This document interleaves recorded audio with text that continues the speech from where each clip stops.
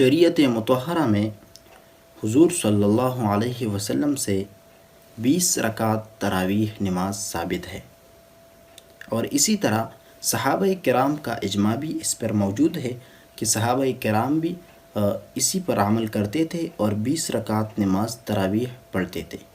آج کل جو اکثر لوگ یہ کرتے ہیں کہ وہ 8 رکعت تراویح پڑھتے ہیں، تو یہ غلط ہے۔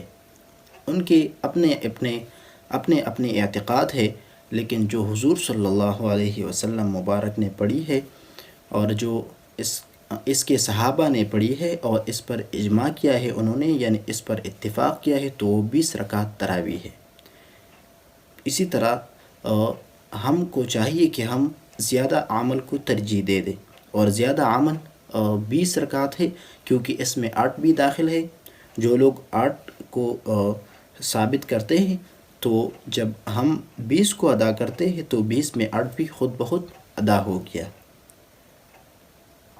اسی طرح معزز ناظرین، بلا عذر تراویح چھوڑنا ٹھیک نہیں ہے، اور اسی طرح بلا عذر جماعت چھوڑنا ٹھیک نہیں ہے۔ اسی طرح اگر کسی نے تراویح کا جماعت چھوڑ دیا اور اس کو الگ پڑھنا شروع کیا تو یہ بھی ٹھیک ہے۔ افضل تو یہ ہے کہ بندہ جماعت کے ساتھ پڑھے، لیکن یہ بھی جائز ہے کہ کسی عذر کی بنا پر جب بندہ گھر سے نہ نکلے یا کسی ایسے جگہ پہ موجود ہے کہ وہاں پہ تراویح جماعت کے ساتھ نہیں ہوتا، تو اس کو پھر چاہیے کہ وہ اکیلا پڑھے۔ اکیلا پڑھنا بھی سنت ہے۔